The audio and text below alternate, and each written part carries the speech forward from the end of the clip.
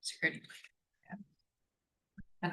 And no one in the waiting room or no one on? Okay, because we might see Laurel Shader and possibly Steve Adler, so. I still have to share first. Oops.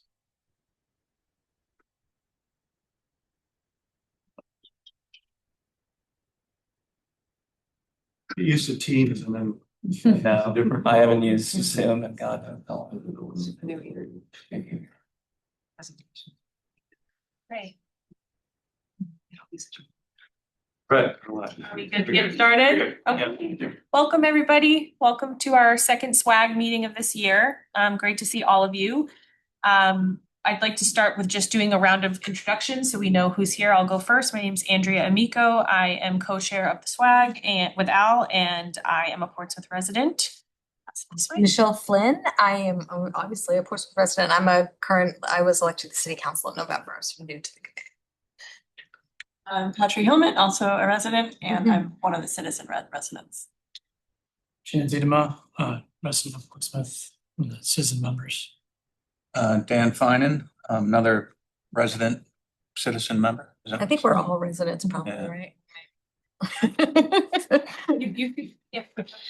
Trish Callagher, CDM Smith, here with Ann today who's presenting.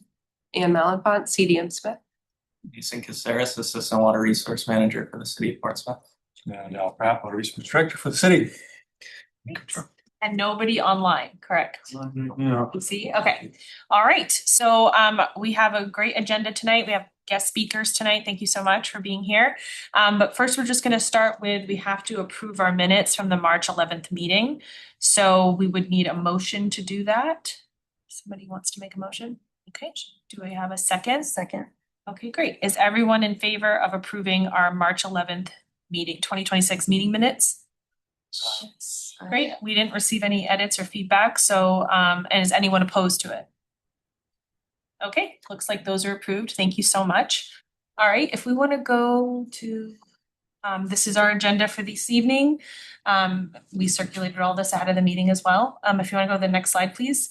So we just want to do a quick membership update since we last met. We are adding 2 new SWAG members to our group, and I'm really grateful for these folks who are willing to serve. So Steve Adler, who couldn't make it tonight, but he is the Portsmouth School Board representative who will be joining the SWAG. So we just want to welcome Steve and look forward to seeing him at a future meeting. He said he might join on Zoom too, so we might get to see him a little bit later. And then we also have Shan Zedema, who is a Portsmouth resident and is joining our SWAG and has attended some of our meetings. And we're really grateful, Shan, for you being here. And I'd love to just give you a couple minutes if you want to share a little bit more about your background and why you wanted to join. And I think you're doing amazing work, so we'd love to hear more about you. Sure. So I'm a research assistant professor, training in hydrology mostly. So I work at the University of New Hampshire as a researcher. I've done a whole lot of different work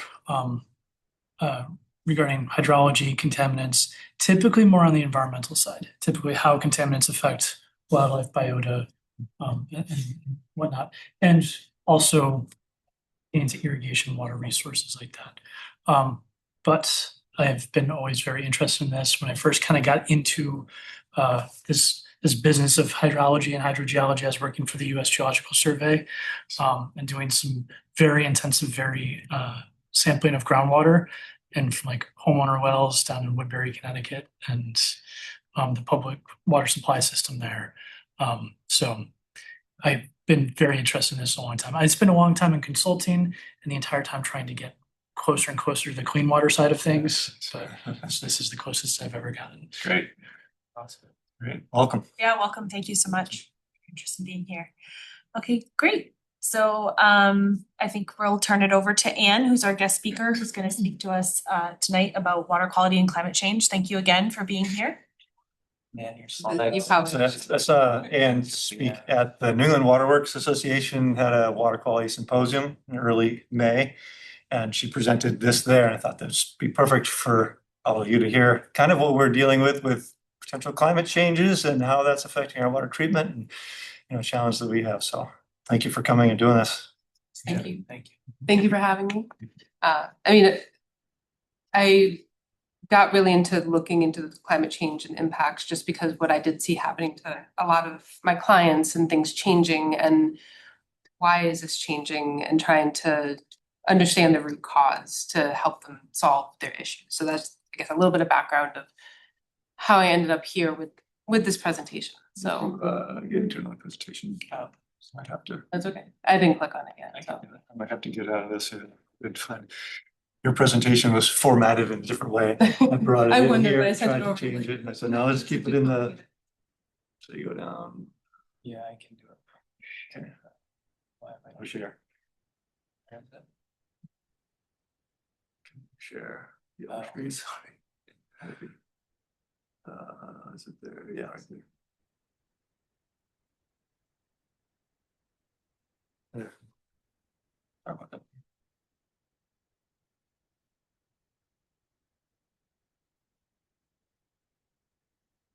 Cheesy transition slide. So the presentation and that how we step through it generally talks about changing weather and the patterns that impact source water quality, but also then thinking about upcoming regulatory changes. And I am going to focus on revisions to the microbial and disinfection byproduct rules, and specifically what pressure you see from that. So kind of the combination of changing raw water quality and changing regulations and that kind of perfect storm of those coming together and being prepared for them. And then I'll go through a few case studies. So changing source water quality, this graphic is just to really display that different parts of the US experience different impacts from changing weather. I'm not going to go into gory detail on this, but it's just understanding that different areas have different impacts. Now, just thinking a little bit about headlines, throughout New England. This was from 2023, I believe, where Leominster had 11 inches of rain in 5 hours. These significant rain events over short periods of time. In the Northeast Kingdom, up in Vermont, similar. New York and Connecticut seeing a 1 in 1,000 year rainfall event, which happens more often than 1 in 1,000 years. But on the flip side, you're getting these intense rain events. We're also seeing these drought events. This was 2024, where we're having these flash droughts, where it goes from being fine to significant depletion of source water in a short period of time. This is in Salem, some of the brush fires and forest fires they had in November of that time frame. And then just this past fall, these reoccurring dry spells hitting the New England area. This is focusing a little bit on Maine, but obviously we've seen this carry through all the way to this summer now, like through the winter. Massachusetts was considered in a pretty significant drought through the winter, which people don't think about drought in the winter. So it's kind of that combination of those two events. And what is happening here? So this map just shows the rate of temperature change. So you can see that the temperatures are increasing in New England. And when air temperature increases, it can hold more water. And for 1 degree increase in Fahrenheit of air temperature, it can hold 4% more water. And that really speeds up the water cycle. And what that really means, this is difference in water cycle intensity. So blue just means more intense. So water is going through that cycle faster. Again, there's intense rain events followed by the drought events. And this is just kind of showing this over a period of time. This is at the Worcester Airport, and each one is the maximum amount of water that fell in a time frame. So in a 1 hour time frame, a 2 hour time frame, or a 3 hour. So this is in a short duration. But that you can see over the time frame that's shown here for each of those, it's increased by about 50% over the last 60 years. And what that really just means is that in a 1 hour time frame, you're getting 50% more water falling in an intense rain event, that maximum event. And you can see that in recent years, there's been some, record events in those time frames. So this just is showing the increasing intensity of rainfall. Though if you look at, on average, maybe it doesn't look like rainfall is increasing that much, but it's that cycle. That's the dry spells followed by the intense rainstorms. So what kind of treatment challenges can we expect from, various kind of climate change, the storm events? And it's really, there's a lot going on here, but it's really just showing how it can impact many different parts of treatment. Storm events, obviously, you can have more turbidity from that intense rain. With that turbidity protects pathogens, makes disinfection harder. I'll talk a little bit about organics and total organic carbon and disinfection byproducts, the impact for that, and just generally, moving things, from the watershed into the water, and those impacts on groundwater as well. And droughts, similar and other impacts. Fires are a whole nother interesting animal to talk about. And then even extreme heat and cold when you're getting into rain on snow events and lack of ice cover and all of that. So there could be many hours of presentations on all of these. So what does this mean for water treatment? So I said I'd touch a little bit upon organics, and this really gets into how material gets into the source water and how that intense rainstorm, how that changes the nature. It's washing off stuff from the surface. It's not, the low, slow rain events that we used to see more of, soak slowly into the ground, and it pulls material out from deeper. And it's typically a different type of organics. It's more alkalinity. So you're getting organics in the water that are higher humic, which is more reactive, more of the disinfection byproducts, with lower alkalinity. And when you're trying to treat surface water and doing coagulation and flocculation and sedimentation, you need that alkalinity to get the coagulant to work. So lower alkalinity makes it harder to treat. At the same time, you have more and different types of organics that are impacting your compliance. So, in general, on the right, kind of listing what does this mean for water treatment, these drought and rewetting events, it can change the nature of the organics. And I mentioned there TOC and UV254. So a lot of systems are seeing not a big change in their TOC, the total organic carbon, which is kind of what people are used to measuring. But UV254 is a surrogate measurement that is a little more of a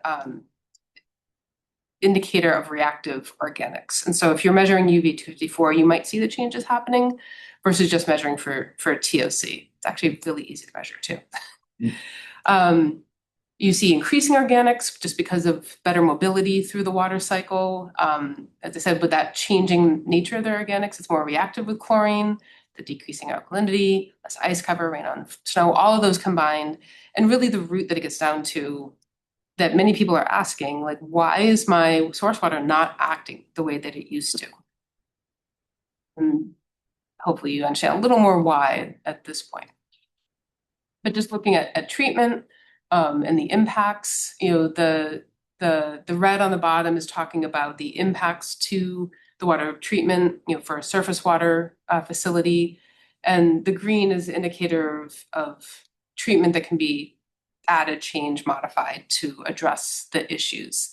But it's important to understand that even beyond just getting the organics out and reducing disinfection byproducts, there's a lot of other impacts from this changing source water quality, even on lead transport, compliance with lead and copper rule, all of that. So I'm going to talk very briefly about the revisions to the microbial and disinfection byproduct rules, just to kind of frame of one specific example of how changing regulations can put pressure when your source water quality is changing. So the microbial and disinfection byproduct rules are a balance of the surface water treatment rules, which is getting pathogens out, and then the kind of impact from trying to get those pathogens out and activating them, adding a disinfectant. And so it's a balancing act. You want to get them out, you want to inactivate them, but you form disinfection byproducts when you do that, and you want to minimize how much you form of those. So these together, I'll call it MDBP from here on out, because otherwise it's a mouthful. But why are we here? So this is just a very brief EPA roadmap of how they form regulations. There's the candidate, candidate list, thank you. Where it's basically things that are known to be in the water, and they might want to look at as far as regulating. Below that in the orange is the unregulated contaminant monitoring rule, where it's an opportunity to go out and sample to see where it exists, at what levels does it exist. And all of that can be combined to determine, does it make sense to regulate? Will it be enough of a protection of public health if we do a regulation? And then that moves on to it's a yes/no decision on the rulemaking, regulatory determination. Then you move on to the rulemaking. But the important piece here is on the right in the pink is every 6 years, there's a check of those rules. Has anything changed that might help improve public health? So the goal with this is to either maintain or provide a greater protection of public health in reviewing the regulations, whether there's new data out there, better treatment techniques. It's only for the primary drinking water rules, and there really has to be a basis for it, health or technological. And so the MDBP revisions came out of the 6-year review, which is on the bottom. And so it's there. You can see that was back in 2016. So it's been a while. And this is a little hard to read, but this is just to highlight where those parts and pieces fall as far as the microbial and disinfection byproduct rules. You have on the left the microbes, and they've been regulated in the items in red over time. And then the disinfection byproducts are in the blue. So that's why we sometimes call it LT3, long-term 3, or stage 3, because it's kind of the next step in the respective regulations. So what could the revisions look like? They're looking at both, improving microbial control, either through chlorine residuals, having national guidance on chlorination, protecting premise plumbing, such as with Legionella, and having a national standard on finished water storage tank management with inspection and cleaning requirements.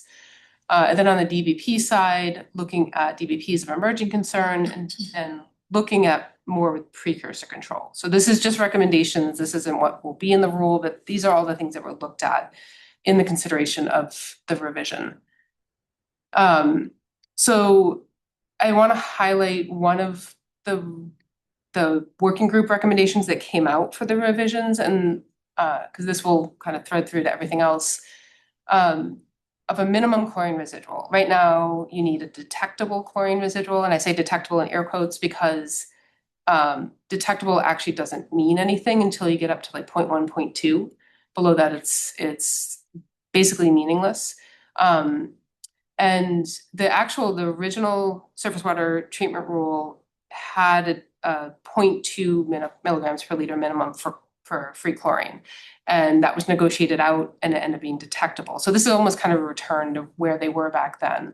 So they were recommending a minimum chlorine residual, so measurable chlorine residual numerical of up to 0.5 milligrams per liter for chlorine and 0.7 for total chlorine or chloramines. And then how to measure, looking at that a little bit. And they also made recommendations for maybe doing revision of the monitoring sites. I won't get into too much detail on that, but one of the focus too is revising the compliance basis, not having areas of repeated low or no disinfectant residuals. A lot of systems have like their trouble spots at a dead end that under the current rule, that's part of the 5% that you don't get residual. And the focus would be on not allowing that problem site, making sure that chlorine gets to all extents of the distribution system. And just briefly on DBPs of emerging concern, the focus on this just because toxicity is the driver. The current, so disinfection byproducts, what's regulated right now are the HA5s, TTHMs, chlorite, and bromate. And the iceberg is there because those are a handful of DBPs that are meant to represent the 700 plus additional ones that are not specifically measured. And the original goal of the disinfection byproduct rules was the thought was if you remove those, then you'll be addressing those as well. But that's not really the way it's gone. And finding too that a lot of the unregulated disinfection byproducts are more toxic at lower levels. The challenge is getting good data, and generally NIDWAC working group felt they need more data. You know, how well is this new rule protecting against these unregulated? What can we do to have better protection against those? So the initial thought was whether or not they would lower limits for THMs and HA5s, just lower the existing MCLs, but there's not great information out there showing that that would do a whole lot more to protect public health. So this was a kind of a big question mark, and that just gets into what the general predictions are of what the revised MDBP rules will be. Generally, it's thought that there will be a numerical chlorine residual, and you'll need to have 0.2 milligrams per liter throughout your distribution system. No more problem spots. Storage tank rule, that one's a pretty easy lift. There's a lot of state rules already out there. Providing chloramine guidance and providing more national determination of what a groundwater under the direct influence is. And AWWA, AMWA, and ASWA have kind of similar recommendations. Originally, this was supposed to come out summer of 2025. Obviously, we're past that. Right now, they're saying summer of 2027. So to be determined what those look like, but a lot of my focus on the regulatory squeeze aspect is thinking about what we believe is going to be in it, and specifically that minimum numerical chlorine residual. So, and that gets into the perfect storm. With a minimum chlorine residual, if you already struggle with organics reduction and disinfection byproducts, the thought is, well, what's a little more chlorine? What's the big deal with that? And really what it is the more chlorine you add, the more disinfection byproducts you add. This just shows the dotted line is THM formation with a baseline amount of chlorine. The solid line is with half a milligram per liter more of THMs. Usually a little more, a bigger impact seen with HAAs, just even on formation. Half a dose more, you're adding 20-25% higher levels of HAAs. And one other consideration with HAAs, a portion of those are biodegradable. So if you have no chlorine residual out in the distribution system, they tend to disappear. So that orange line is way out in the distribution system, and the HAAs actually are less than leaving the treatment plant, but that's because of biodegradation. And if you do have a chlorine residual, what happens? You don't get the biodegradation. And I'll show you a case study that shows that. Okay, so with that, I'll quickly step through some case studies. This is in Western Massachusetts. This is that UV 254 measurement that I mentioned. It's a good measurement of organics. It's really easy to do, and that's why they have so much data on it. This goes back to 2011. And I'm gonna just add these all in because it's painful to do it step by step. But generally, this just shows kind of the correlation between intense weather events or droughts and their organics levels. So you can see that when Hurricane Irene and Tropical Storm Lee came through and Hurricane Sandy, really kind of spiked the organics. When they had flash droughts, it often went down, but then when it got wet afterwards, it spiked back up. So that cycle of drought and wet and the impacts on organics. But one of the important things to note is just that the trend overall is up. So there's a lot of up and down, and obviously some issues when you get those high levels, but overall their organics are increasing. And HAAs were the focus for them as far as compliance. And you can see that the upper ones are actually lower water age, closer to the treatment plant, and as it gets out into the distribution system and those low chlorine residual locations, the HAs are going away. And they did a real focus on wanting a stronger chlorine residual for better protection of public health. And they ran into some issues with the HAs because of that. Like the biodegradation stuff, it went away, and they had the higher organics increasing, and the HAs just kept going up and up. So there was a lot of focus for them on optimization, but in the end really realized that they needed they needed to put a capital improvement in to add clarification before filtration to get more organics out and just take the organics out so they didn't react with the chlorine. Second case study, this is in coastal Maine. So that first one's a good example of a big capital project that had to happen to address their organics. This is another surface water facility. They had basically direct filtration through microfiltration, so membranes. That was the only treatment they had, just membranes, and then add their finished water chemicals and out the door. It was installed for particulate removal, compliance with the long-term 2 surface water treatment rule, more of a focus on particulate removal than organics removal. And it does a great job of that. This is turbidity. The raw water is the green, the post membrane is the blue. It's less than 0.1 NTU. Organics and dissolved organics a little more of a challenge. They get maybe 10% reduction through the membranes. And so this had an impact on their THM formation, the disinfectant byproduct formation. And back in 2021, they saw it rising and got very concerned about compliance. And the initial study and their initial ask was, well, we have this room to convert to chloramines. Can we do that? And we said, well, let's see what your other options are. And did an overall study and said, well, what about adding coagulant ahead of the membranes and tying up those organics so they don't even make it through the membranes? And that's what happened through the study and through some full-scale piloting. Because they have 3 racks, we were able to test on 1. Just a very small dose of the ACH coagulant product did a great job at removing their organics. And you can see the impact from the coagulant implementation on their THM compliance. And this is locational running annual average. So this is 4 quarters of averaging. So it took a little time to come down, but you can see the impact from it. And similar with their HAAs, they weren't as much of a challenge.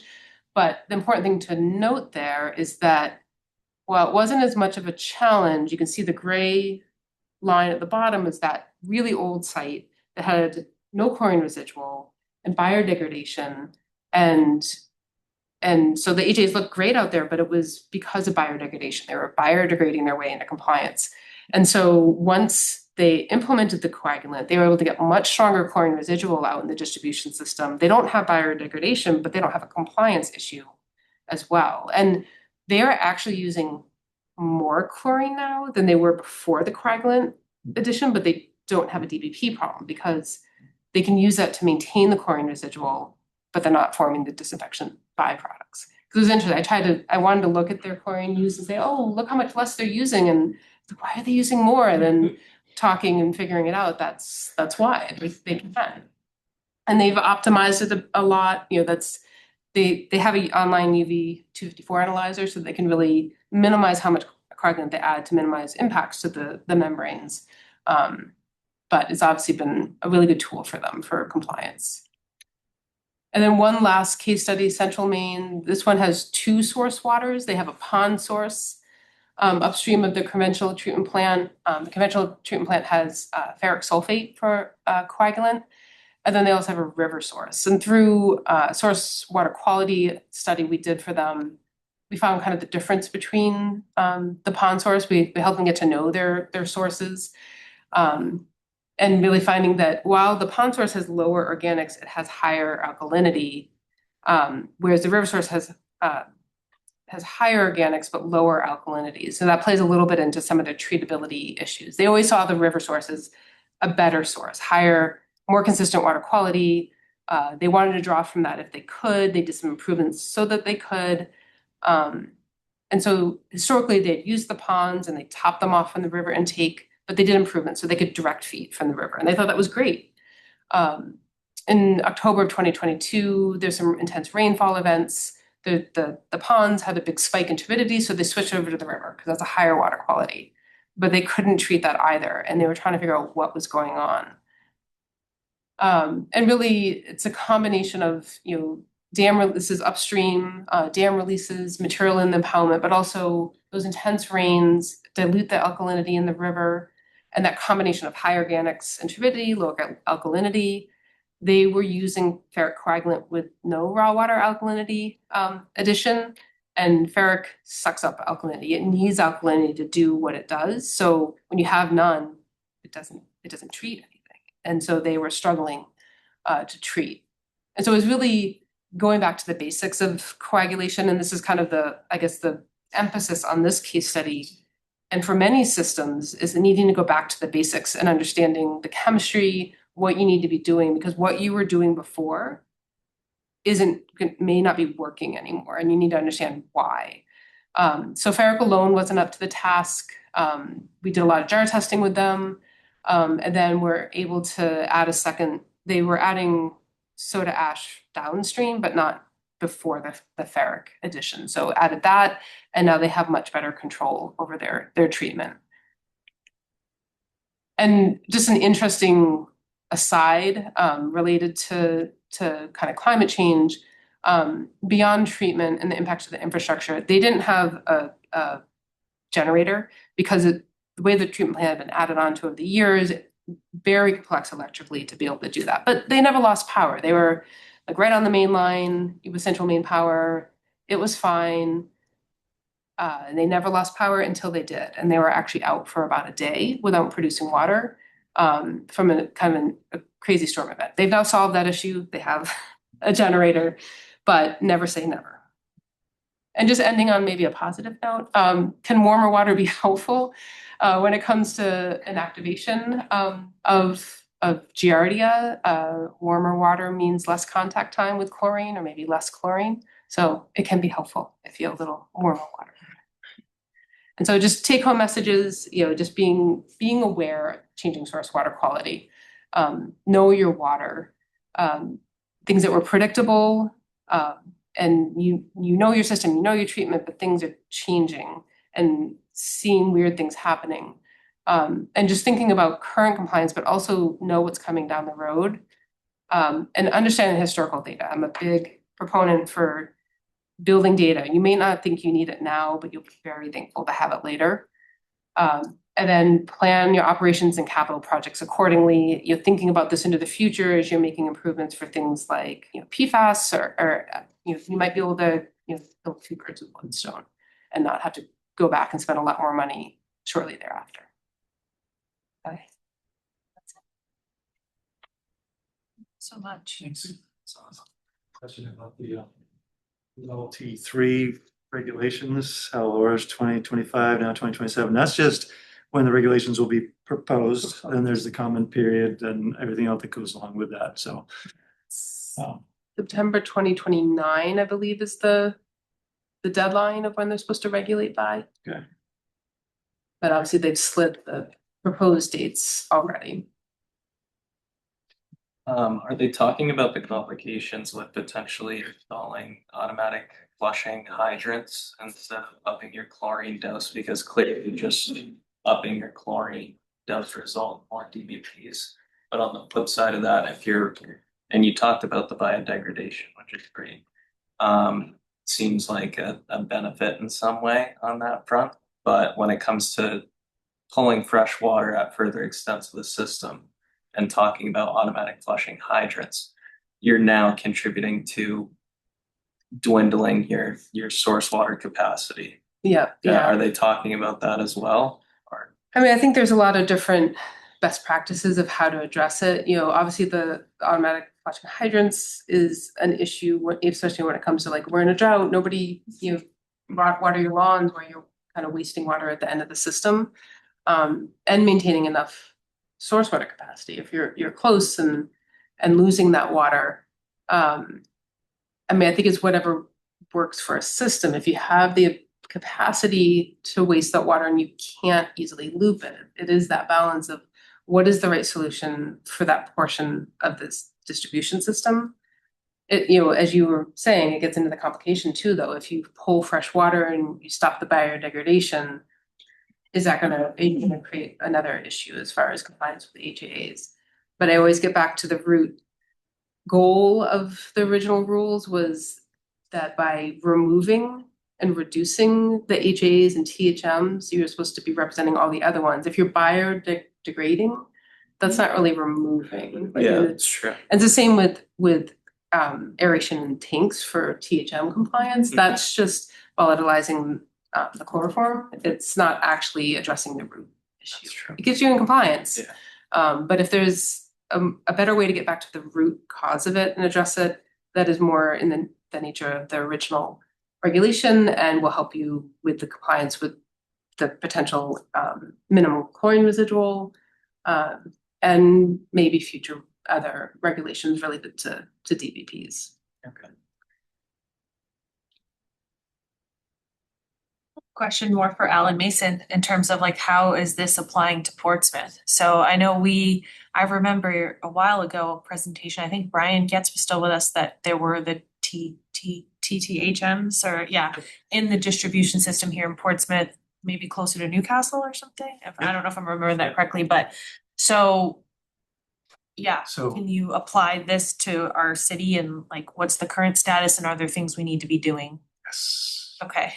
So we've seen a lot of times when we have droughts and then we get big rainstorms, we've seen major organic loading to the plant. And we can go back through our disinfection byproduct data and see when those events happened. And when we had a hard time treating that, our THMs were the primary issue back then. We did put an aeration system at the New England boosters because the majority of those THMs was chloroform and it took care of it. So our THMs are good. Our HAs have been going up and down. We've just gone through a process of really optimizing our treatment because the whole trick is get the organics out. So all we can do for that, we're still working with that, doing some oxidation pre-filter now to see if we can knock down some of the organics, turn them into solids so the filters can actually remove them. So we can get a little more effective removal there. But yeah, an ongoing project. There's a pH balance too, like toward the end of the system, like post our DAP process. And I think I presented on the haloacetic acid formation last quarter and really talked about that. So if people wanted to chime in and look at that again, it explains what we were experiencing and what we were seeing with the elevated levels of HAs. But they have since dropped down with our treatment adjustments. So it really is the dissolved form of organics passing through filtration that is the culprit.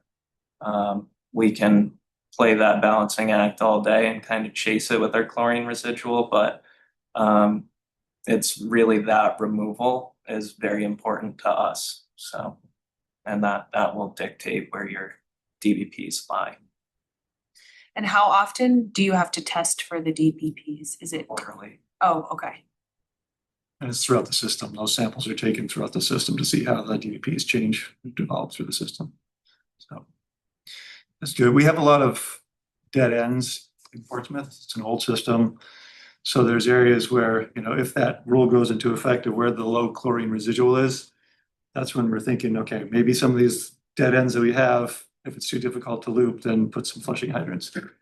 And we have one over on Jones Ave landfill right now because Jones Ave has been known to have some poor water quality because it's an old cast iron main through there.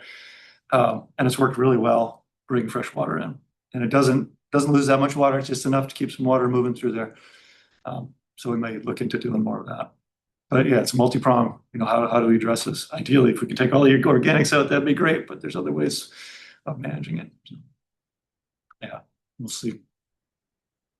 And if these go into effect, will, other than the hydrants that you talked about, is there other things that the city will have to do?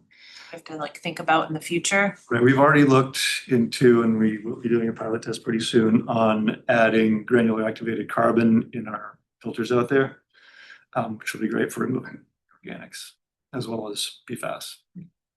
There's an investment in doing that though. Yeah, where would you do that though? I'm sorry. Right at the source water treatment plant. Oh, at Madbury, okay. We change out our existing filtered media with granular activated carbon, which Pennachuck does, Manchester does. It's a good solution. It's just costly. Right. Because once you change that media out, it's a more brittle, it breaks down quicker. So would need to change it out every year or two, which is costly.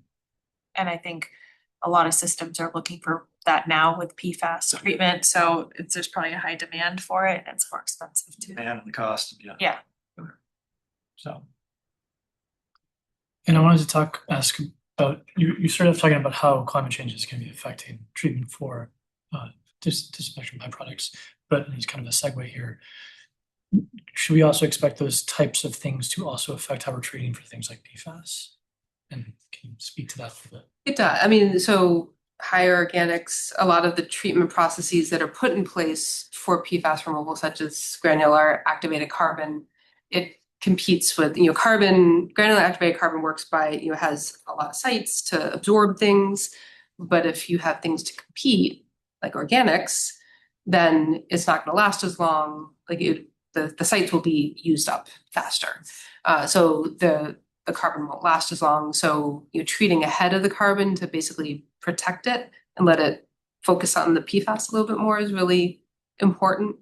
But yes, those changes can really have that impact. We've also seen on a lot of surface waters, climate change impacting manganese release as far as getting anoxia in deep waters, then the lake turns over and you end up with a lot of manganese, and manganese can also kind of get in the way. It can really complicate treatment and it can impact granular activated carbon. So it's a lot of different things that can impact, and that's why knowing your source water, knowing what has been typical, knowing when things are changing can help you make kind of informed decisions and protect the treatment that the money you've spent on improving treatment.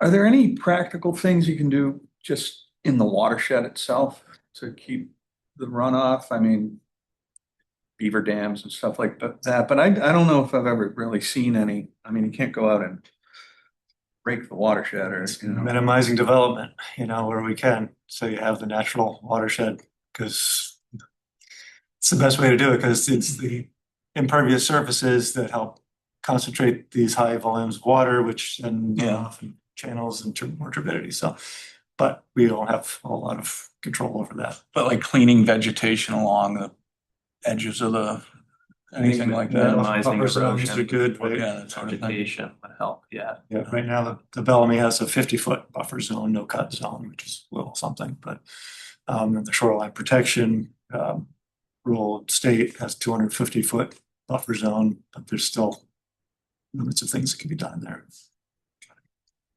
There's some protections in place, but maybe not enough.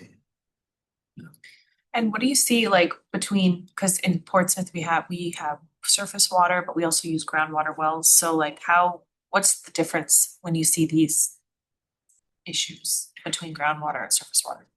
With DBPs, there's no detection of TOC in our groundwater wells at all. So it's all coming from the Bellamy and passing through the surface water treatment. Okay. Yeah.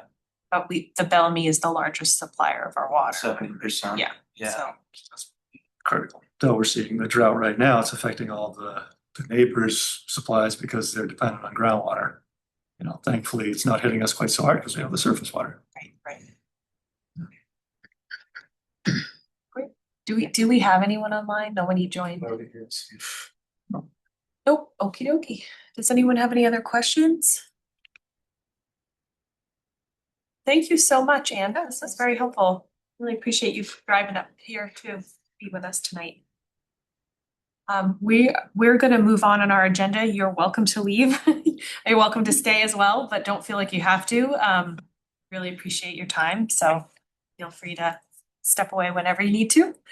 And next on our agenda, we have our quarterly water supply update, and Al is gonna walk us through that. Yeah, so I'm trying to mix it up a little bit. We always do this quarterly update. I'm trying to combine our quarterly update with our master planning and all the projects that we have going on. So it might be a little mismatched and disjointed, but bear with me. There's been questions about our water master plan.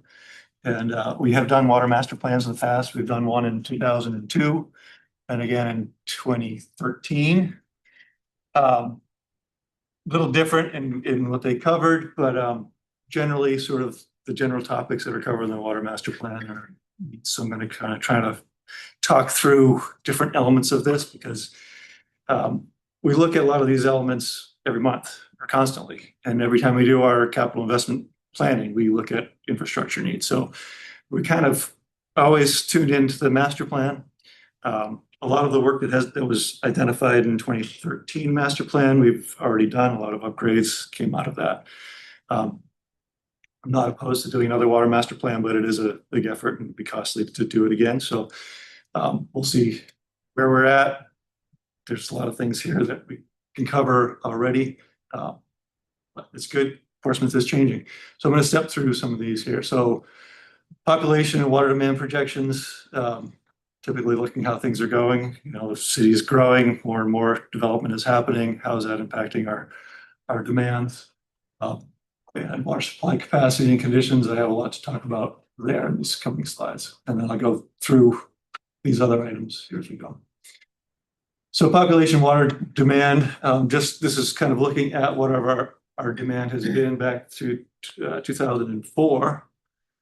Generally a declining use of water, a lot of repairs in our water mains and transmission mains that has aided in this decline, but also more efficient water use over this period. I'm starting to see a little bump up, and you see the year-over-year changes that are, you know, is it a drought year or wet year impacts. But what I wanted to just show here is up here on this dash line is our sustained source capacity. So we have a capacity of about a little over 2 billion gallons a year based on our sustainable capacity of all of our sources. You know, and we've been averaging closer to 1.5 billion gallons a year. So we still have a lot of capacity left in our sources based on this analysis. And the fact that in the past we're producing a lot more water. We have more sources now than we did then. We're in good shape for the demand part of it, meeting demands. This is the blue line here is from the 2013 master plan, a prediction of water demand based on population growth, or that predicted population growth. The population growth didn't really happen as they predicted. But you see the blue line was saying water demand is going to be going up and up. And the orange line is really what our demands have done over this period. So yeah, I suspect we're going to start seeing a slight increase now with all the development, but we're still far below where was predicted in 2013. We also look at this monthly. This is just over the past year, comparing water demands based against the 10-year average for each of these months. You see last summer we had drought, so there was a lot more irrigation last summer. Otherwise, we've been tracking pretty closely to the 10-year average. The second item there, looking at water supply capacity and the conditions of the water supply. This is a graph that we look at typically quarterly. The bar on the left shows the sustained capacity. So this is looking at our production over the year in a million gallons per day fashion. So basically the green is how much water we produced, percentage of our total capacity.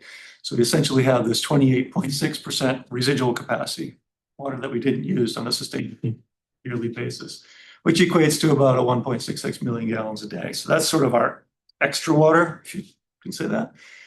The bar on the right is our maximum daily demand. So maximum is if everything is turned up 100%, this is physically what we can put in the system and what we're permitted to put in the system.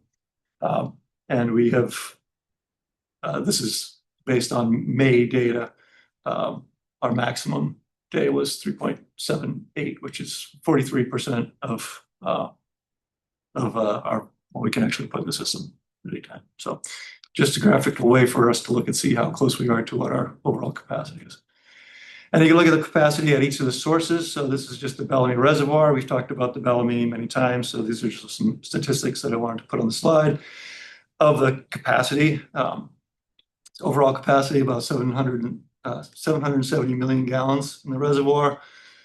Above the lower screen, 663. Above our upper screen in the reservoir, 482. And as far as I know, we've never had to go below that upper screen.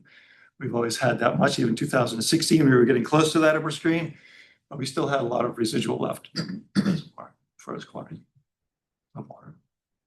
Is that how do you calculate that sustainable capacity, or where does that number come from? Is it just that the volume of the sources itself or? It's either the permitted capacity of each of the sources, and I have those on here to. So that doesn't change with It's based, conditions? good point, yeah, it is totally based on what's your average condition, right? So yeah, that can change, and we've had a lot of droughts, so. Yeah. But then as I'll show, we do monitor all them, and through the droughts, we can see how the sources have been impacted by these droughts to kind of help confirm that those capacities are good. I'll get into that a little bit when I talk about the wells too. So just history of the reservoir. We are just about at the spillway right now with the rains coming up tomorrow and over the weekend or whatever. Hopefully we're going to be flowing over again. So we're right there, which is typical this time of year. Usually July 1st is when the reservoir stops flowing over the spillway. So as far as our capacity of the reservoir is concerned, we're normal, which is good to see. But then you look back at the history of these droughts that seem to be happening every year or every other year. We can expect, come July, August, if we won't get any precipitation, and we'll see the level drop like we have for many years. Here's that level of the upper screen right down here. In 2016, we were getting close. 2020. Yeah, just going back to the other presentation, do you know what the water quality is like at the lower screen? Like, is there more TOC and that sort of thing, or? Depends on the time of year. When it goes anoxic, when we have the thermocline developed, we have lower water that has high iron, high manganese, high turbidity, high organics. Yeah. So in 2016, when we were getting nervous, they were going to drop below that upper screen. We were doing all this testing on the lower, and we had aeration. We have aeration on the hypolimnion to try to keep that water oxygenated, so we don't get the iron and manganese formation quite so much. Mixed results there, but as the water table drops, that better water quality is at the top. So last year, and whenever we have a drought, really, when we're in the drought and the water level of the reservoir is lower, our intake is right in that better water that's sitting up top. So we've seen that, and then we get the rain and the flushing, and it flushes over, and you get sort of the mixed dirtier water as sort of a result, unfortunately. The thing that we look for our capacity is sort of the recharge of the reservoir is stream flow. There's two main tributaries to the Bellamy that are ungauged. We do some occasional gauging just to see what's going on into the Bellamy, but we use a USGS gauge from the Oyster River that has a historic data, so we can compare. This is the past 2 years, so there was a period of time when, back in 2025, there were some high flows coming into the river, but then last summer, things dried up, right? Until late summer and then through fall, yeah. And it stayed pretty low flow conditions. Thankfully, come spring, March, and again in May, we got enough rain that those started flowing again. That's where we got our good recharge to the reservoir from that. So there was a look at recharge. And here's our wells, our capacity and conditions. So these are the sustained capacities for each of the wells. So this goes into that calculation of what can we sustainably get out of these wells. Some of these wells we can pump a whole lot more than this. The Madbury wells, so each one of these can pump higher than the combined, but we have a permitted aquifer based or well field based capacity of 1.5 million gallons a day. A Portsmouth well is a Greenland well, a Portsmouth well. And I added the Collins well 2 on here. That's not yet tied into the system, but that is permitted as a well field as well at 450 gallons a minute. Right now, due to just that the Collins well not working as well as it did originally, we can only get about 250 gallons a minute out of that. So as soon as we could get that Collins well 2 tied into the system, we'll be able to increase that capacity of the Collins well field. And then Pease, the Harrison Smith and Haven well have these capacities, all which go into the Pease PFAS treatment facility, which has a rated capacity of 1,200 gallons a minute. So kind of limits there. Sorry if all the questions. That's great. How do the Madbury wells get down here to Portsmouth, it's It combines into the same transmission Same. main as a surface so water. to that tank and And main, got 24-inch precast concrete cylindrical pipe that comes down under Little Bay to the Newington booster tank. It's all combined there. Al, are you going to talk about restrictions? I'll save my question. Yeah. You Yeah, are, okay. I will. Alright. I will, yeah. Water supply, so this is just a graphic of just showing again what our capacity is versus what we've been pumping versus what our capacity is. This is the Madbury well field, so we are permitted at 1.5 million gallons per day on a sustained basis. But this is what we've been pulling out of the Madbury aquifer. So much lower, we have a lot more potential to pull water out of that. And how do we monitor this? We look at our groundwater levels over time. So, you know, in the past, especially the Madbury well field was pumped very hard. So we saw some lower water levels from our Madbury 2 well. Each of these wells sort of represents different aquifers in the system, and the monitoring of those water levels. And this is elevation, so the higher the better, the higher the more water. Portsmouth well, we haven't been pumping quite as hard as we have, so there's a lot more capacity there now. The Greenland well, we've been pumping pretty steady, and because of the drought, that one has been affected. That aquifer is relatively small compared to our Madbury aquifer and our Pease Southern Wellfield aquifer. So those water levels are lower there. They didn't quite recover over this spring, so we will be more careful using Greenland wells this summer.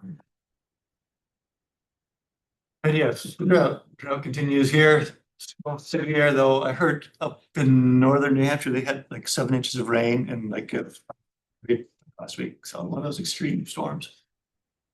I'd like to get one of those, but so we're here. I don't know if it's going to change very much. A lot of this is based on groundwater levels, so it doesn't take just one rainstorm isn't going to really affect it. It's going to take recharge. And now that there's leaves on the tree, we're not getting as much recharge. We're getting a lot more uptake from vegetation. So this is likely to persist, in my opinion, for the summer. Looking at the precipitation over the past year, yeah, we're 42% below normal, which is extremely low. Yeah, we got the rain in May, which helped, but overall, we're still. And June doesn't look very much better so far. Use. This is at Pease Airport. We use Weather Underground, has an online full of data pretty quickly. And they have a long history of data, so to keep it consistent, we've been using them. In the past, I've used Cornell data because they have a lot of good data points, but you don't get the data as quickly. Yeah, I was kind of wondering whether or not you use anything that's closer to the reservoir. I Right, being working in Durham and living here, right. there's often It's different. It's So it's different. like- Definitely. yeah. Definitely. And for a while, we were using Durham had a gauge. I don't know how active that is. Shut down. So that's the problem. Rochester. Oh, yeah. Rochester Airport, yeah. Another graphic of this is the rolling 12-month average of precipitation going way back to 1998, and oh my, so this really shows how low we are now. Precipitation. And they're feeling it with all the suppliers. I think Rye has restrictions on now. Aquarion has restrictions on. I don't think Durham does though, because they have their recharge basin. They have multiple sources, so that's good for them. We have the voluntary restrictions that we put out, voluntary advisory, went nowhere. We didn't even get a press from that. So, and that's just make people aware. And at this point, since we do still pull 75% of our water is coming from reservoirs, normal conditions, I feel like right now would be premature to kind of put it out there as restrictions. But we are watching it, so looking at the groundwater levels and seeing how we can balance that. I keep saying the next couple of weeks we'll know more. Next couple of weeks we'll know more. And the reservoir will be great if we keep getting the rains like we have, intermittent, not too crazy intense. We'll be okay with that. What are the steps? Like, if you put restrictions in, what are the? Yeah, we'll ease into it. We'll do odd even restrictions. So if you have an odd number house, you can water on odd number day or even vice versa. So it'll be And then we've changed it around. I think we've done, it gets confusing if you make it too confusing, like you can water on Mondays and Wednesdays. That everybody waters on Mondays and Wednesdays, and we have a hard time changing our sources to keep up with that. So the odd even is the best way to go. And then in 2016, that's the last time that I've known we've done it, we've put in no watering. So, and that's irrigation system. That's not hand watering our gardens, things like that. So Clarify, what are the voluntary restrictions that are in place right now? Just so we, is it just to not use it's an irrigation? advisory, think about it, don't waste your water. Okay, Yeah. there's no real other guidance. Is it to not water at all, or like, what are you? I It's think like- in our minds, it's just to limit your irrigation, Okay, you know. Don't Don't watch be your house, worried about don't it, watch yeah. your car if you don't need, kind of. But no one's gonna drive by and tell you can't. Right. So it's not a huge level of concern right now, but it is, like Al said, just make people aware that this is a potential of it coming down the line. Did you say you did get any press or was it media? I didn't. Yeah, we put out a press release, but it didn't really go anywhere. The Seacoast Online didn't take it. There was other news going on, and an advisory doesn't really say much. Right. The big flashing sign in the town. Advisory. You probably don't, but the Facebook pages for Portsmouth, Yeah, we've City of- I mean, We've talked about it, we've tweeted out and stuff, whatever it's called now. We kind of do that kind of thing. in terms of notices The- for water Yeah. use restriction, yeah, yeah. more people are probably on a Portsmouth, New Hampshire Very true. Facebook page than Seacoast Yeah. Online, It's true. and it's free. That's true. I wonder if we did that for the advisory. I'll check into that because that's something we can just continue to do. Hey, as a reminder, we're still in a drought, and just think twice. Yeah, I think this is a good plug for the Smart 911 download as well. Really links people to this message board that you can get texts and emails through your phones. And if we do have an emergency situation or, use restrictions that we put online, you'll get it. There's not a ton of people that are signed up for it. I went through the process myself and it's great. And even there's a lot more than just the water side of things that you'll receive messages for, so. I've gotten like Amber Alerts on there, Yep. and I think like a Snow police removal. shutdown of depends on the something, certain tree, street. too. Yeah. They did it with flushing, I think this past year for hydrant flushing and so yeah, it's great. We need to push that out a little bit more. What's it called, Mason? Smart 911.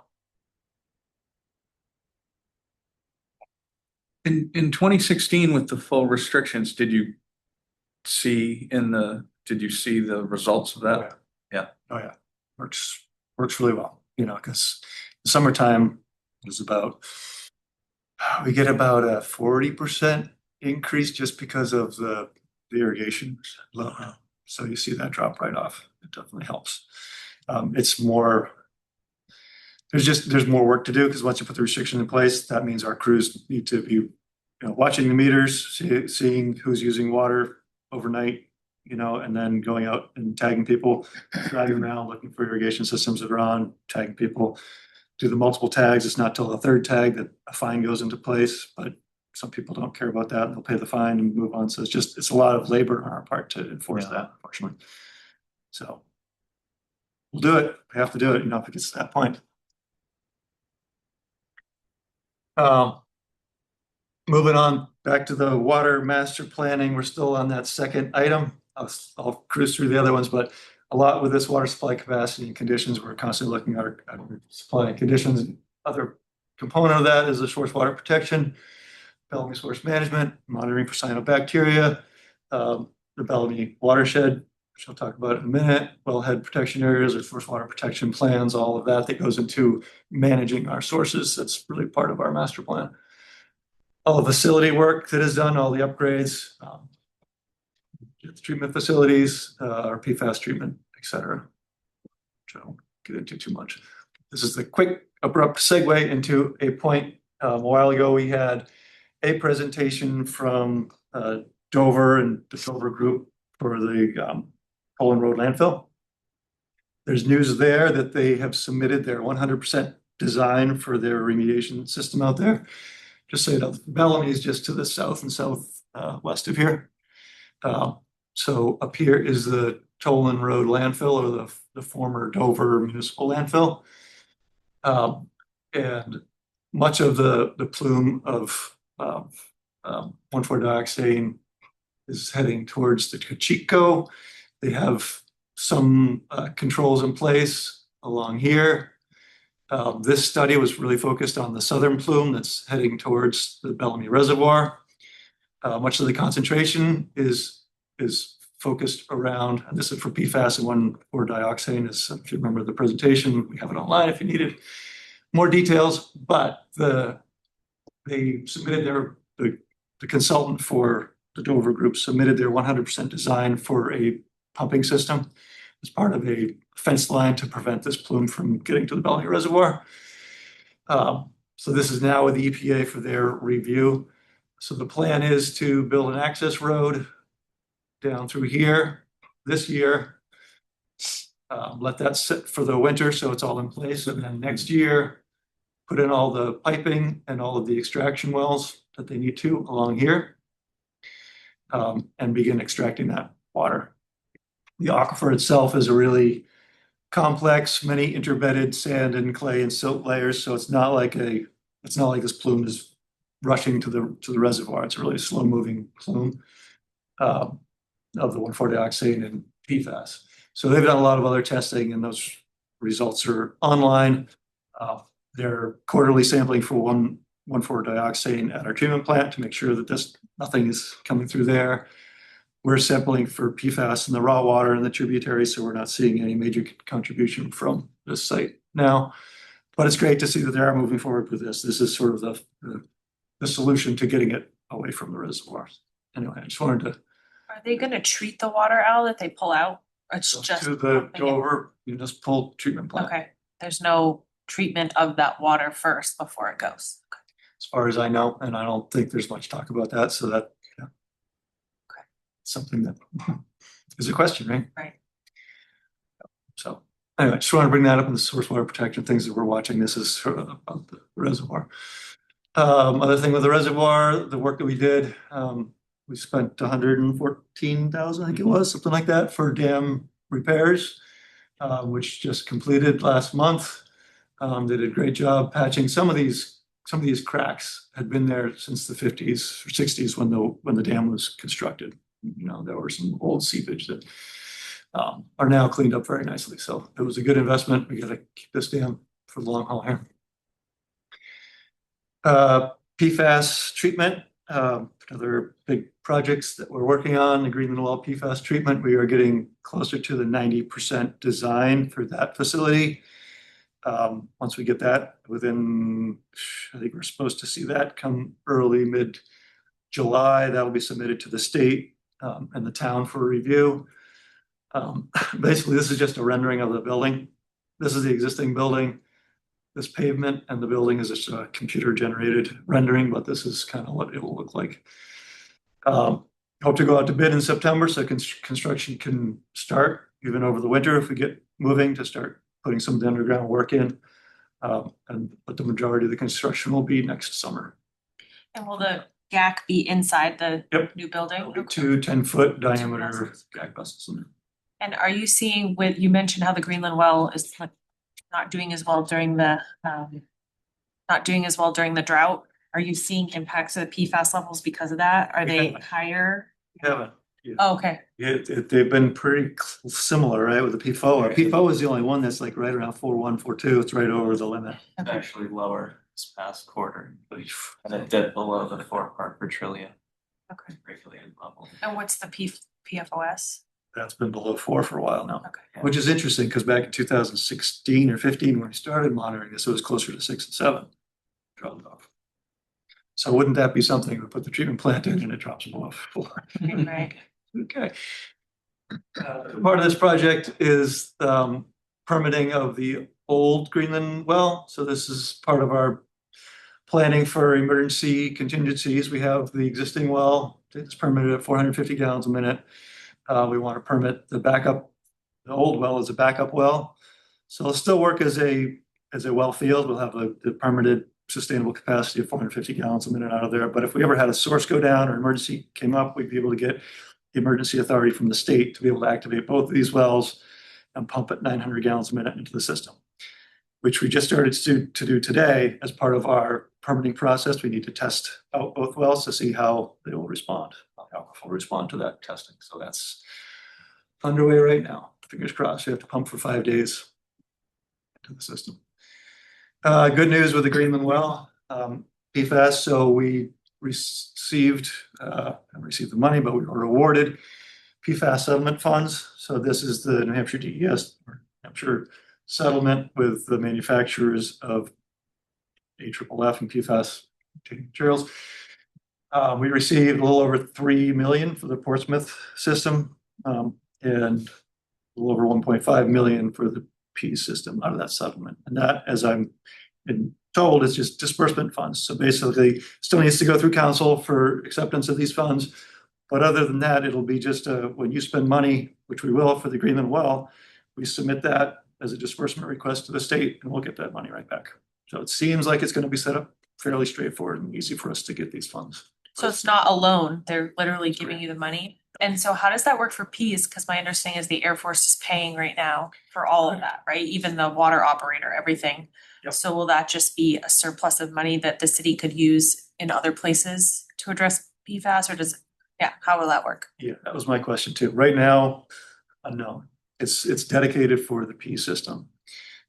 There's the option of, well, can it be used for additional work that needs to be done if we needed to do manganese treatments to help our PFAS facility work more efficiently, that kind of thing. Or in time, what I was told is potentially after all the funds are distributed, there may be a chance that we could get that reallocated, depending on our needs. So, but that's way out there. We don't know yet. Okay. We can't just go ahead and use that right now for Ps because we don't need to. Another application for that may be the Portsmouth and Collins well, since it was affected by the Ps contamination. So, yep, I'm thinking of that too. And also for the Greenland well, we were awarded the $7.5 million loan. Of that, a little over $1 million, I believe, is forgiveness on that loan.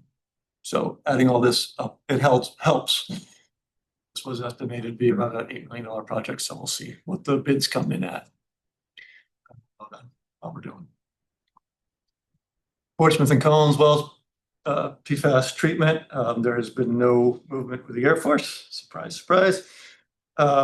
We are moving into final design regardless. We have $600,000 approved through our CIP to be able to begin the finalizing of those designs come July 1st. So we will be doing that. Our original plan was to put this treatment facility out by the Collins wells down Harvard Road, Harvard Ave down there. That has since changed to now locating it near the Portsmouth well, because the Portsmouth well has the higher concentrations of PFAS. Definitely needs to be treated. We're seeing Collins well drop.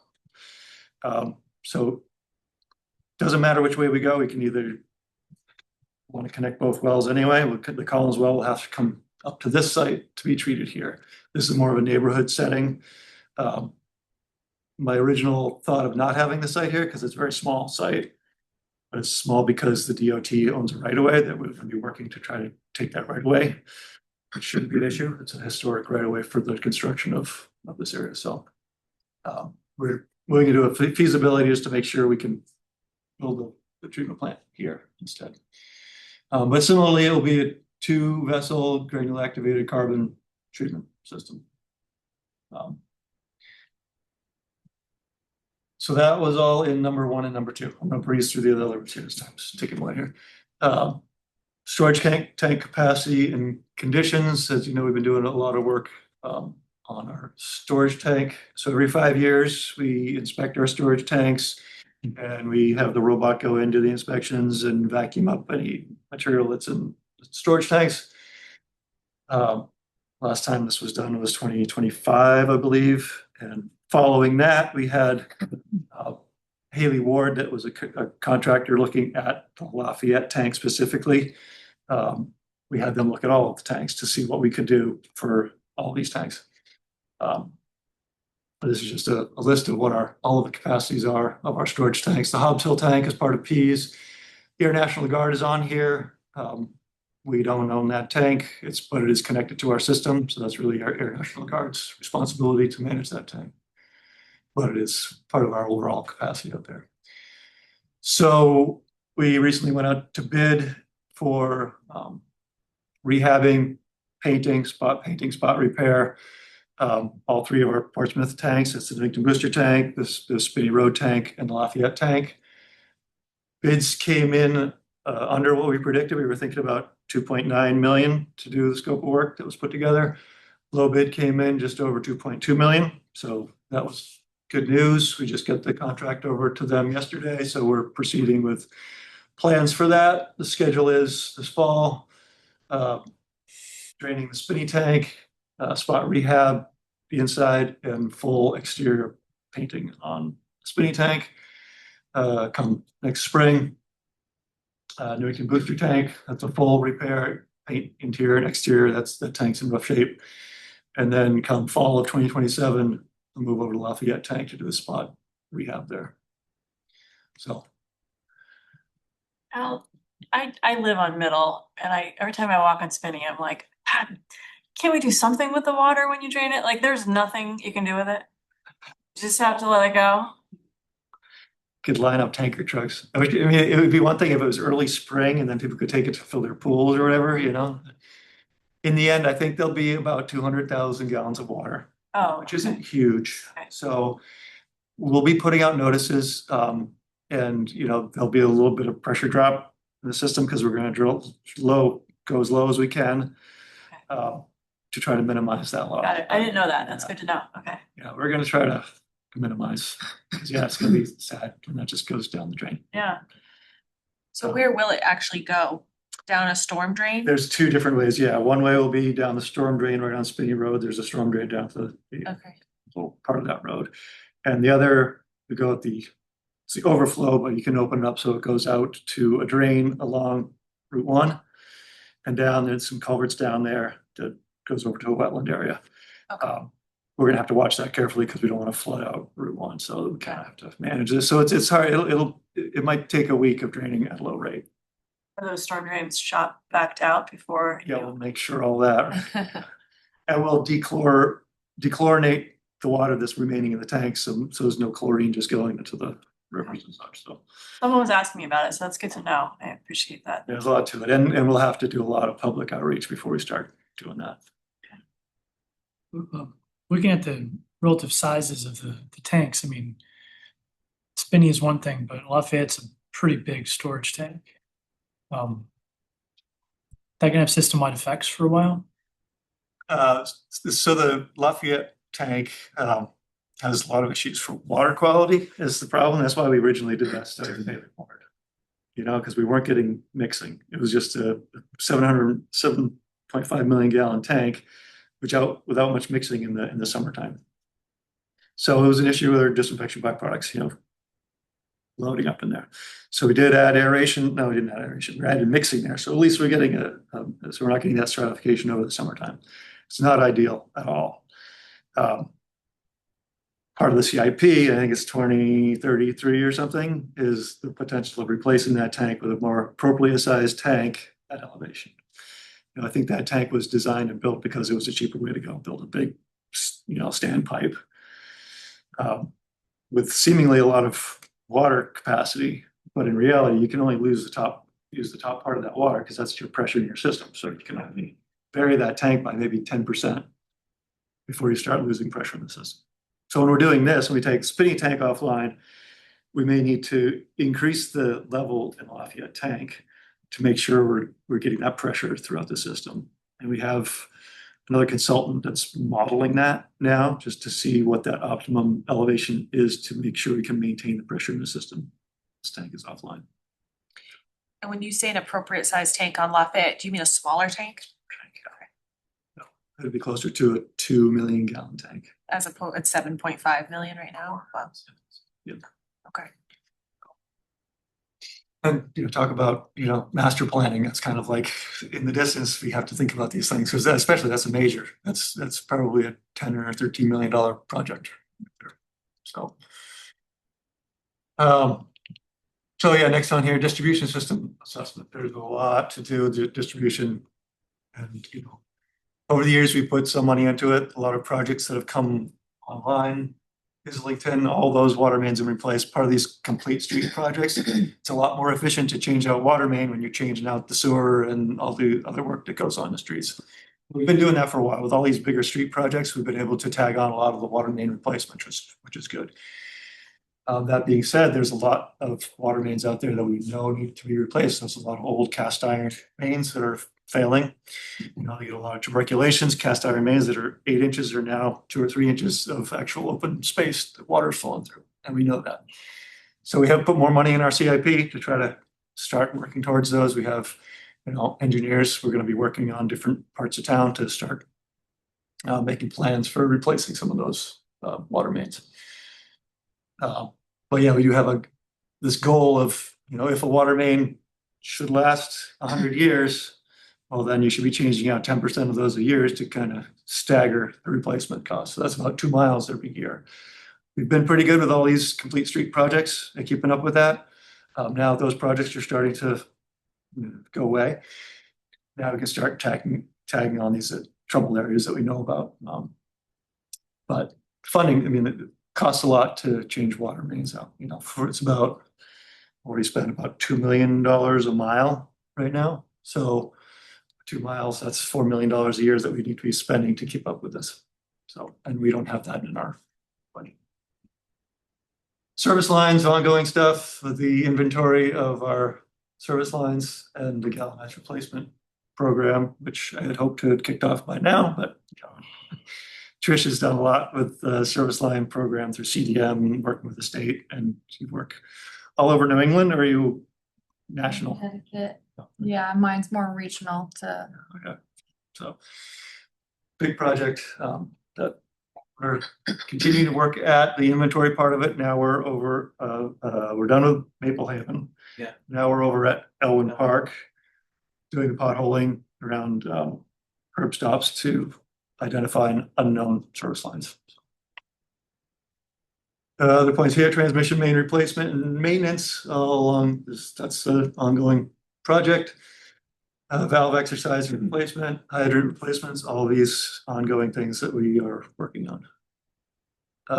Other item is the regulatory evaluation, talking about PFAS rules and how they've been changing and trying to keep ahead of that. We're doing all we can for treatment plants upgrades there.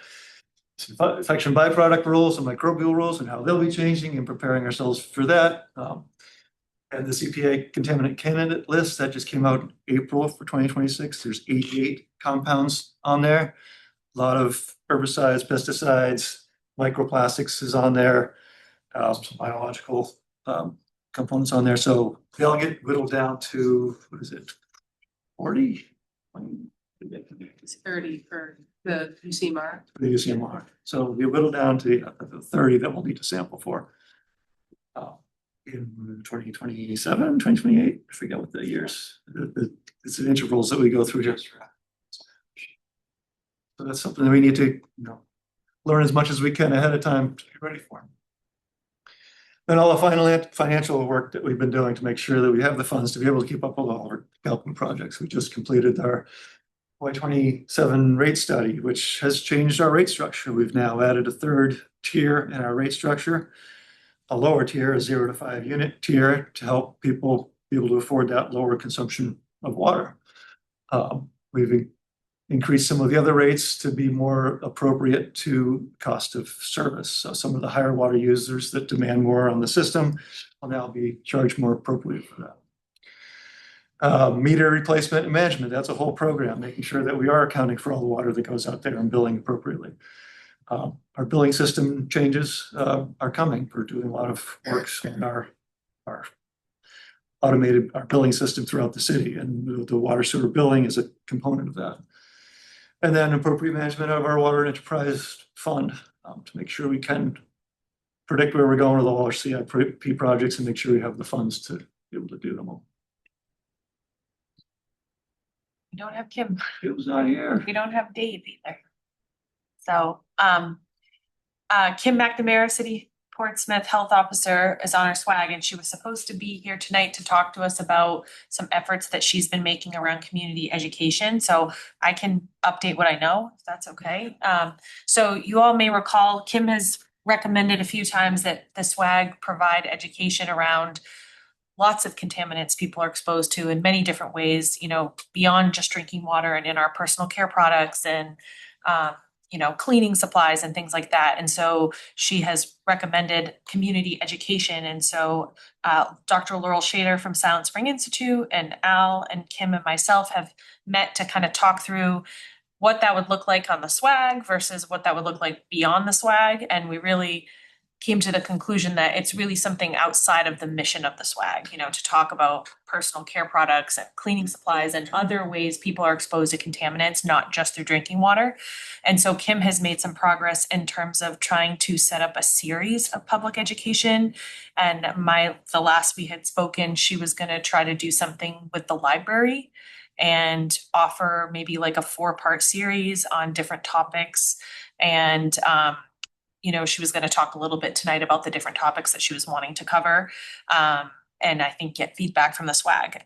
So unfortunately, she's not here tonight. So I think maybe we could ask her to provide updates at the next swag on what that is going to look like. But you know, we've really decided that this is beyond the mission of what we do here, and it's bigger than just drinking water, and that, you know, we will help support her efforts and spread the word, but that she will kind of work with the library and other partners to put on more broader education. So that's all I really have to say. I don't know if you have anything else to add, Al? That's it. Okay, so yeah. All right, so we'll move on. PFAS update. So here's our latest 12-month rolling average for our PFAS at each of our sources.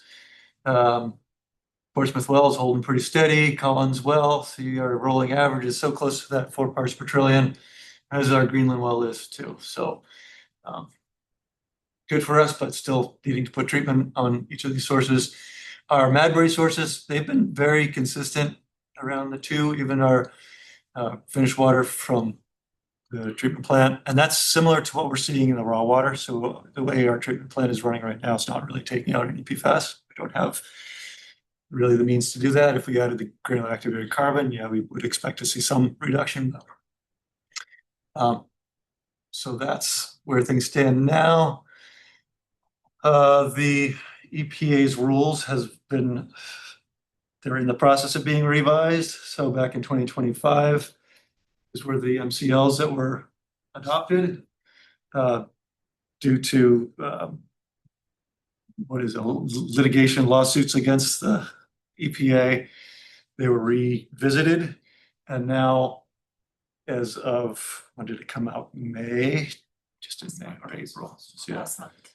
Yeah, the revision came out that only PFOA and PFOS will be regulated at the 4 parts per trillion level, and these other compounds will not be. This does not affect us. We don't have levels. We basically have the PFOA is the driver and PFOS is the driver also at our Portsmouth wells. PFH HXS is high, but it's not that 10 that was proposed by the EPA.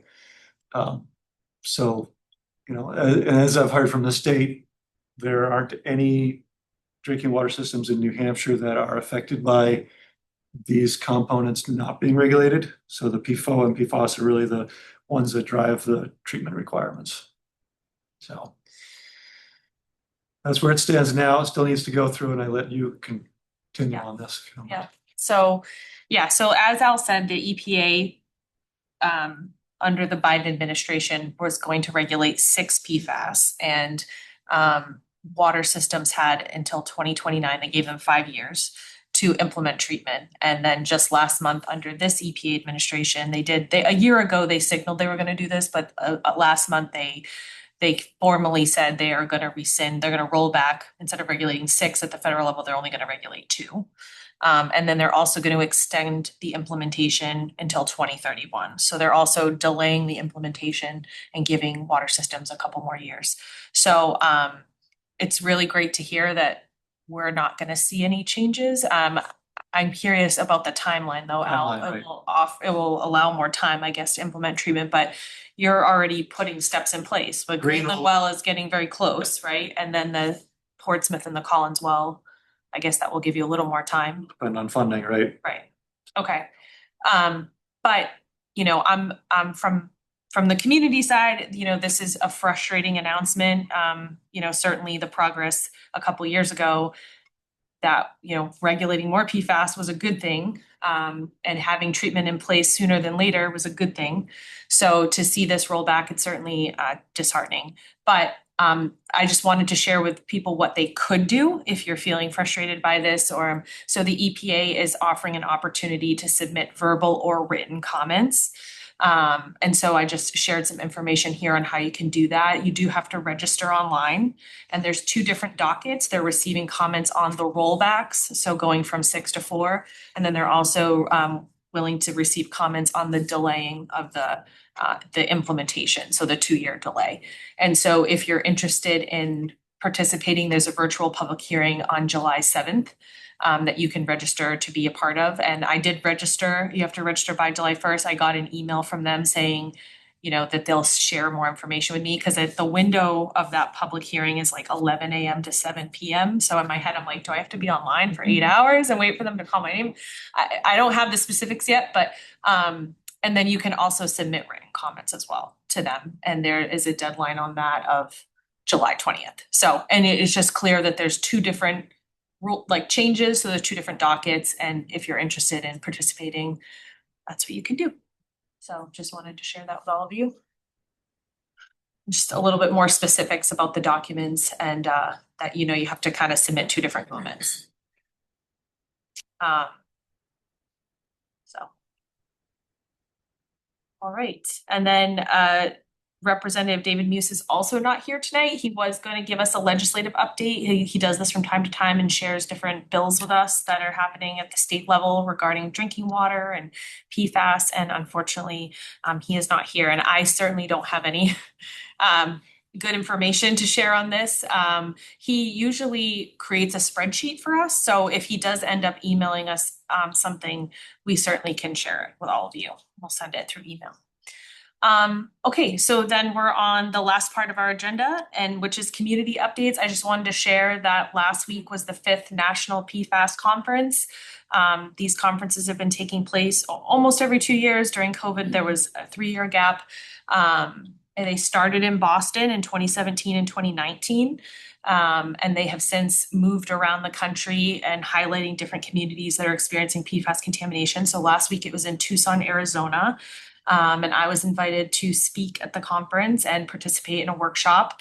And these conferences are really unique in the sense that they bring all different types of people together. So it's impacted community groups are there, scientists, policymakers, lawyers, journalists, academic researchers, NGOs.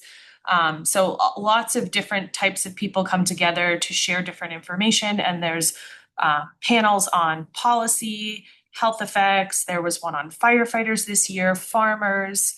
I was asked to speak on, if you want to go to the next slide. I was specifically asked to speak on as an impacted community member and as a mother of children who have been impacted by PFAS. And so it was great to be able to share that perspective on a national stage. There was about 400 people who attended in person. And then I also, it's a little hidden right now, but there was a workshop on day 3 about clinical guidance for physicians. And that's something I've been really passionate about, is that, you know, oftentimes people that live in impacted communities, they go to their doctor for guidance about what do I do? My family's been exposed, and the doctors are like, I don't know. I haven't heard of these chemicals. So there was a workshop, and it was a recorded session, and I was able to share my experience as a patient and a mom of kids who had experienced PFAS exposure and how we need better physician education. And this workshop actually provided continuing medical education for doctors, and there were about 40 people in attendance. And there was also people online, and it's recorded and it provides credits for doctors in the future. So I just shared a small portion of that, but there was a physician who presented mostly of that. And then the other thing I just wanted to briefly highlight, as a result of these conferences, particularly the first one in Boston, I helped co-found the National PFAS Contamination Coalition, which is a group of grassroots community groups similar to my group, Testing for Peas, that have come together to advocate at the national level. This is a representation of a good amount of people in our coalition, certainly not all who came to the conference. You have people from Florida, Colorado, Minnesota, Arizona, Michigan, Pennsylvania, Massachusetts, Washington, Wisconsin, just to name a few. So really great to have this group of national community groups coming together to advocate the federal level. And we just launched, we updated our website. So I just want to share that if anyone wanted to learn more about the national group. And that's all I have in terms of the PFAS conference. Great experience, lots of information shared. Always great to get together with so many stakeholders. And with that, I'll pass it over to Katri, who had a panel last night that was great, and a little bit more about her program. Thanks. Yeah, Andrea invited me to share a little bit about the Changemaker program. Anybody here heard of it? I mean, I know some of you. Well, I'll before I explain last night's event, I'll take a couple of minutes just to explain the program. So the Changemaker program, the goal of it is to grow a group of what we call healthy water champions in all of the communities that drain to Great Bay. So that's like the communities along the 7 rivers that drain to Great Bay, and then the estuary itself. And it started because there was a lot of feedback from municipal decision makers that they were getting all these like really well-researched scientific recommendations for water quality changes or investments, that they weren't perceiving that there was public support for these things. And so the New Hampshire Charitable Foundation stepped in and is funding a variety of efforts, but this program is one of them. And so I work closely with a woman named Lynn Vaccaro at the National Estuary Research Reserve in Greenland, and then with Melissa Pally, the Conservation Law Foundation, Piscataqua River Waterkeeper. And so it's the 3 of us on the team, and Andrea has participated in our programs. But so we do a few different things, and really the heart of the program is this fall boot camp. And people apply to learn about water issues and advocacy, and then we get together for 6 nights, starting September 10th, every other Thursday. We have a free dinner. We learn about water information, eelgrass, drinking water, PFAS, advocacy. How do I serve on a conservation commission? How do I run for a state office? You know, it really runs the gamut. And this past year we had 32 folks in the fall, a couple high school students, retirees, and then everywhere in between. Some people had, like Andrea, have a lot of advocacy experience. Other people have 0. And so we try to craft a program that benefits everybody. This fall, we're focusing on the Salmon Falls and the Piscataqua rivers as we focus on a different river watershed every year, although anybody in the region can apply, and we really do get people from all over. So this watershed is huge, and not coincidentally, but Salmon Falls is also the drinking water source for both Berwick and Somersworth. So that's really an interesting situation. We met with the mayor of Somersworth, and he's really fired up. So anyway, that's the heart of our program, but we do other stuff over the course of the year, like the event on the left, which was last night. And this was to talk about PFAS and our wastewater biosolids in New Hampshire. And so this was the result of one of our other program participants, who Andrea knows well, Allison Jumper, whose family had been affected from Maine farming PFAS issues. So this was an outgrowth of our program. And last year we had a general one as well, and Laurel Shader was on that panel, Andrea and some other folks. So it was pretty well attended last night. There's so much information to cover, but so I guess I'm sharing in case any of you know people in your networks who might be interested. I have some materials I can leave. The program really is growing, and people are making, they're stepping up. One person's running for a state rep this year. Someone just joined a Portsmouth committee, and there are changes happening. I mean, it's slow, but a group of these folks, you can see in the little bubble with the vote, the woman dressed in an alewife costume. Like a group of people got together 2 programs ago during Andrea's group and really lobbied hard for the removal of the Exeter Dam. And as a result of their work, a lot of their work, it was, removed. So there's change happening anyway. So, and on a little bit of a hopeful note. Any questions or? Andrea, I don't know if you want to say anything about last night more specifically. Yeah, no, last night was great. It was a really diverse panel who kind of talked about a complex topic from different angles. And I found it really informative. And, I think of PFAS as like an onion. For me, I think about PFAS in drinking water because that's how my family's been exposed. But then there's, this avenue of exposure too. And I think it was just helpful to hear these different perspectives, hear what the issues are. And then I thought Bill Pluker did a great job of kind of giving us some things. He's a farmer in Maine and also a legislator about Maine has certainly dealt with PFAS and biosolids significantly, and they've had a lot of issues, but I also think they've developed a model where other states can follow. And so it was just a complex topic broken down into a more tangible, digestible way and left with some steps that people can take. So it was great. Thank you so much for hosting. And the Great Bay Changemaker program was great too. I did that 2 years ago, I think. And I have done a lot of advocacy, but I had to learn how to do that. And I wished that when we first found our PFAS, there was a program like this that could have trained me because I've made a lot of mistakes along the way. So I'm just really grateful that there are programs like this for people who see an issue. It doesn't just have to be PFAS, but see an issue in the community and say, hey, I want to help and I want to know what I can do. And I think empowering people with information and pathways, and then just the networking. I met so many cool people in that program, and it's been great. So I'm so grateful to you, Katri, for putting on these events and helping to educate the community. It's really, really helpful and valuable. Do you have good funding for this program? Funding coming from?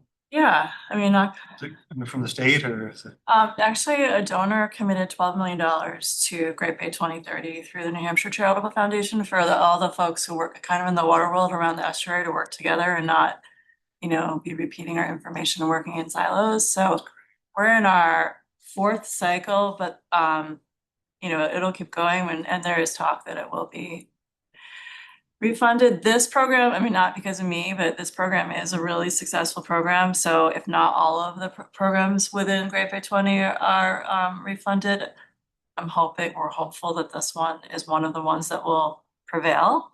We'll see. There's talk about, making it adaptable for people in their 20s who've just, graduated from college or trying to figure out what they want to do and they want to get involved locally. High school students are increasingly interested. So it does have a lot of potential to grow. We'll see. Great. So with that, we do have to go to public comment. We don't have anyone from the public here or online. Does anyone have any final questions or any thoughts about future topics or any feedback for Al and I when we consider our next meeting will likely be sometime in September. So you don't have to say anything right now, but if you think of anything, certainly let us know. And thank you again very much, Anne and Trish, for being here and sharing this information with us. I found the cyanobacteria talk a little at the state drinking, the meeting that you guys were just at. The cyanobacteria talk was good, I thought. A little bit technical, but interesting and something that's down the road and I don't know. There's a lot to talk about on that front, especially with recent progress with that whole collaborative effort. Yeah. Trish was actually at the helm of that before she went over to CDM Smith. But it's going very well, and I think the biggest takeaway from this whole collaborative effort across 14 systems, partnering with Hazen and Sawyer in the state, we're ahead of the curve with all of our monitoring. We've been doing this pretty much everything that they recommended and suggested for 3 years now. Yeah, I was just thinking in the future. But in terms of, oh, absolutely. Which we have done a couple presentations on cyanobacteria, but we can keep going. Yeah, we could keep going more in depth. She was good. She was so enthusiastic. Yeah, and I'm sure she would join virtually, if anything. Yeah. And September. talk all about it. Yeah, she was very It's a passionate. good idea. Yeah, we did talk before this meeting started. I had asked Mason if there was any Yeah. cyanobacteria. And then we thought maybe September would be a good time for them to give us an update on what happens this summer with that. Yeah. So we'll definitely make a note of that for our September to have a topic on cyanobacteria. So Yeah. thanks for bringing that up. All right, well, with that, I think we can conclude the meeting and give you back 14 minutes of your night. Thank you all for being here. Thank you so much. If anybody wants anything on the program, by the way, welcome. And I should mention, this thing on the other side, Seven Rivers to the Coast, is basically an online platform for a lot of things, all water related. It's funded through the same initiative. But it's great. There's like scientific data from the Piscataqua Region Estuaries Partnership on there. There's events, there's changemaker stuff. There's a whole lot of things on there. There's a blog, there's a newsletter. So if anybody wants, you can take a few if you have anybody you'd share them with, to please feel free. That's all right. Yeah, we'll take some for sure. Thank you.